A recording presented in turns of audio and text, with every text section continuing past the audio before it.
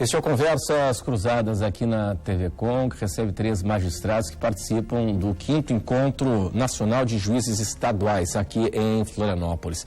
Agora a gente avança para discutir o sistema prisional.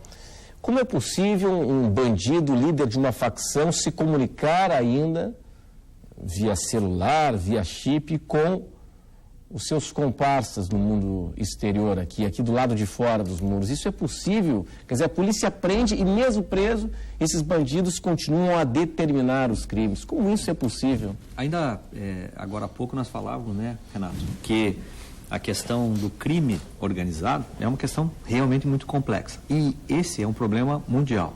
Esse problema de comunicação dos presos e o crime organizado estabelecendo os seus tentáculos em todas as esferas de poder, inclusive no próprio Estado. Esse é um grande problema, que envolve corrupção, envolve uma série de outras situações. Mas, fundamentalmente, nós voltamos a ter a necessidade de uma estrutura.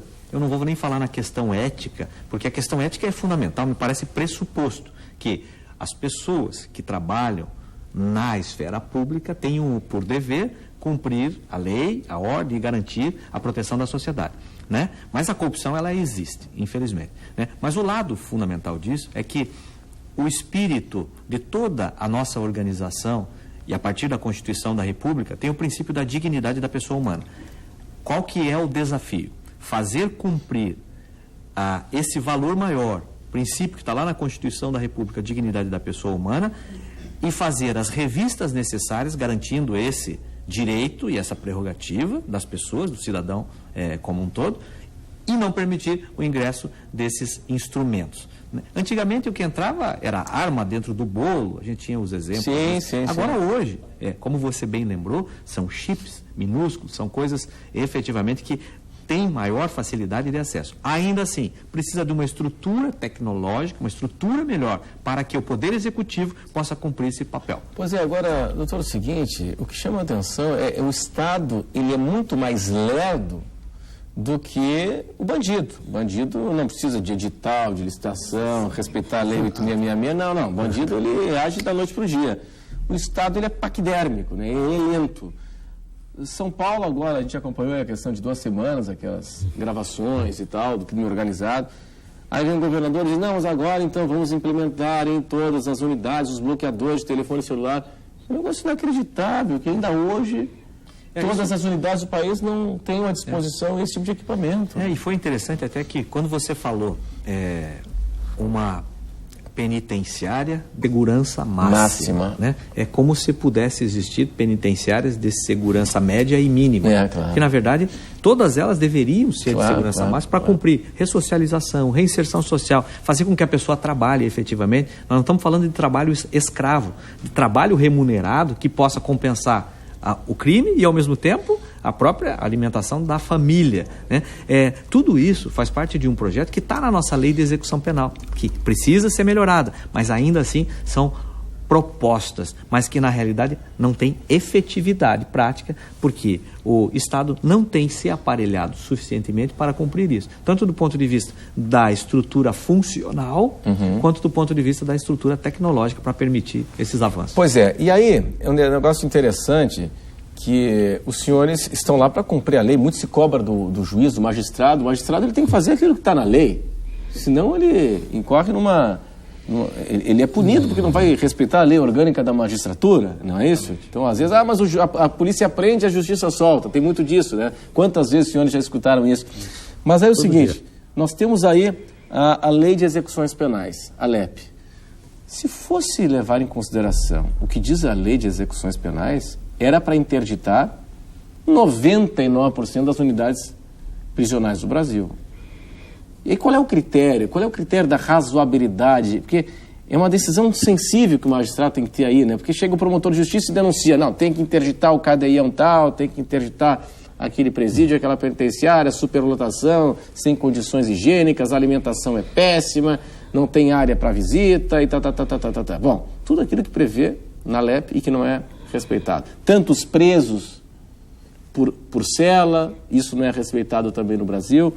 Qual é o critério quando o senhor é provocado, por exemplo, por promotor de justiça e pede interdição da unidade prisional? E aí? O critério é o princípio da razoabilidade.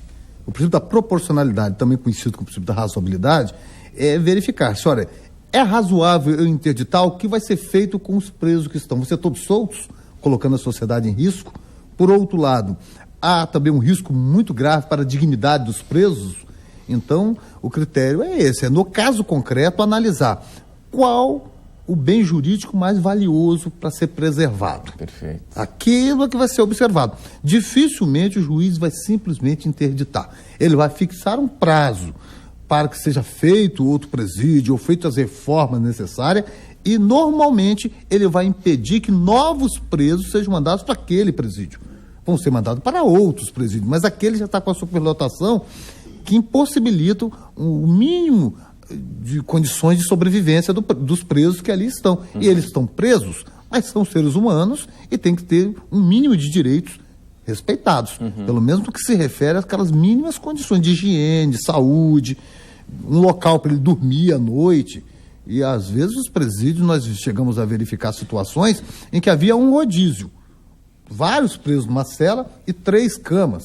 Então eu fazia um rodízio, um dormia até tal hora, depois o outro dormia, porque não havia cama para todos. E cama que eu estou falando não é a cama, é um espaço para dormir mesmo, não havia isso. Então, nessas circunstâncias, normalmente o juiz, olhando para esse lado da razoabilidade, ele vai criar determinações ao Estado, que o Estado, então, limite o número de presos, passe a não encaminhar novos presos enquanto não forem feitas as ampliações e reformas necessárias, mas é sempre uma coisa muito difícil. Porque o cidadão cobra muito do Estado que as pessoas sejam presas em todas as circunstâncias, quaisquer que sejam os crimes, principalmente nos crimes patrimoniais. Às vezes é um furto, pequena monta, mas o cidadão quer ver aquela pessoa preso, que praticou o furto.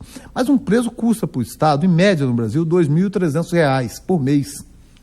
E a mesma sociedade que cobra a prisão por vários crimes, para praticamente todos os crimes, não tem a consciência de que do nosso bolso, do nosso imposto, nós estamos pagando R$ 2.300 para manter uma pessoa inútil presa ali. Então, realmente, esses presídios têm que ser reservados para aquelas pessoas que praticam os crimes que colocam em risco a nossa segurança no dia a dia. E deixar outros tipos de pena para esses que praticam delitos menores. Delitos de trânsito sem muita repercussão, delitos patrimoniais que não causem grandes danos. Essas pessoas têm que ser punidas, mas elas não podem passar longos períodos na cadeia. Elas têm que ser imediatamente soltas para que entrem outras, porque senão nós sempre teremos um problema de superlotação, porque presídio é caro e manutenção de preso é caríssima. Nós temos aí a figura jurídica, né, a ferramenta dos TACs, né, dos termos de ajustamento de conduta, uma iniciativa do Ministério Público que visa um acordo e tal, normalmente entre Estado, né, e a Justiça vai lá e acaba, o Estado, o Ministério Público e a Justiça acaba sendo quem dá a chancela, né, o acordo firmado homologa, né, justamente com a decisão, o acordo, né, entre o Ministério Público e o Estado, né. Normalmente, no entendimento do senhor, os TACs, eles são respeitados? Sim, até porque o Ministério Público acompanha. Na realidade, a função do Poder Judiciário é apenas a de homologação.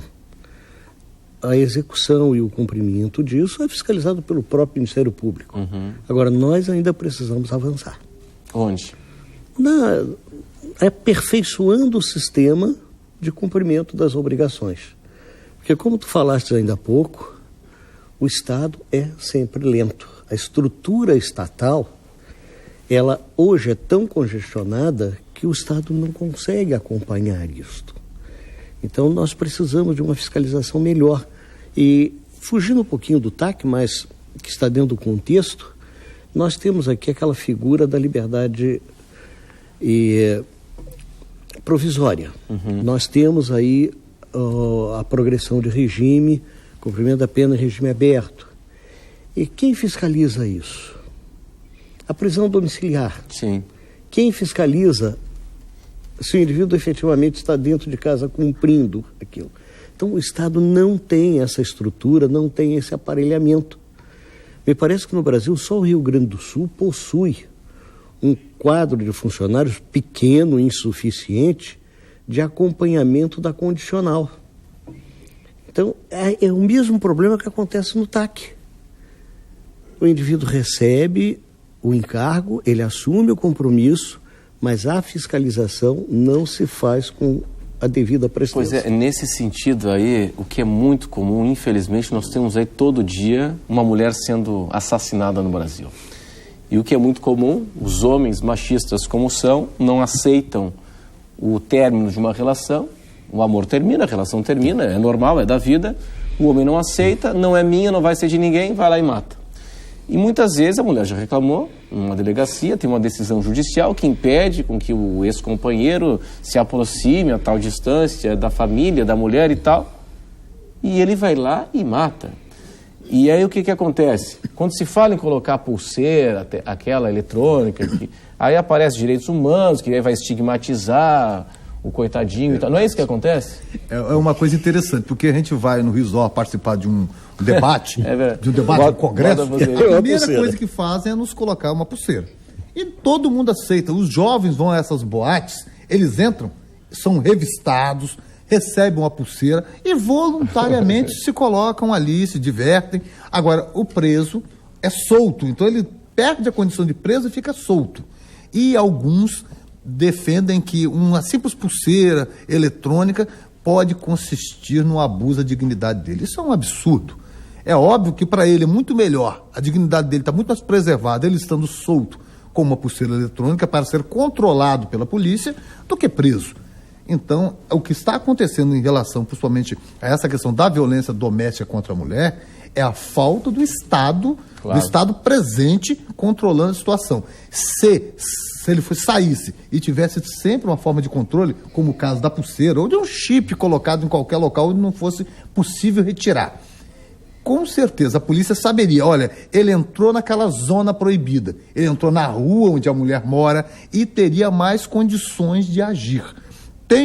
Eu tenho obras publicadas nessa área e tem um caso concreto. Uma mulher telefona do telefone público e fala, meu marido quer me matar, socorro, socorro. Aí na polícia demora-se tanto com a burocracia, perguntando onde ela está, o endereço, perto de quê. Aí discutem com ela o nome do bairro, aí ela desliga, foge e liga novamente depois. Olha, sou eu novamente. Aí o atendente é outro. Na terceira ligação, é uma pessoa dizendo, olha, tem uma senhora morta aqui.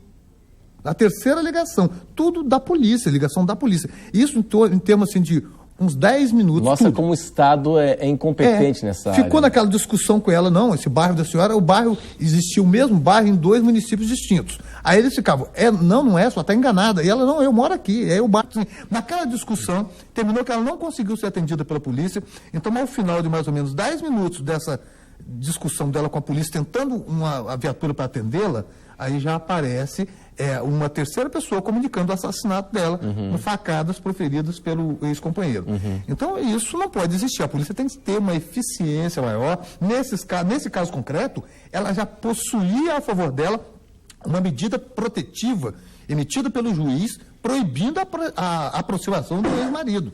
Então, se tivesse esse sistema de controle eletrônico, isso não teria acontecido. A polícia teria chegado em tempo de salvar a vida dela. Sem dúvida. Para daqui a pouco, depois do intervalo, eu queria avançar na questão da celeridade no andamento dos processos. A nossa justiça está atolada de processos, né? Isso é um fato.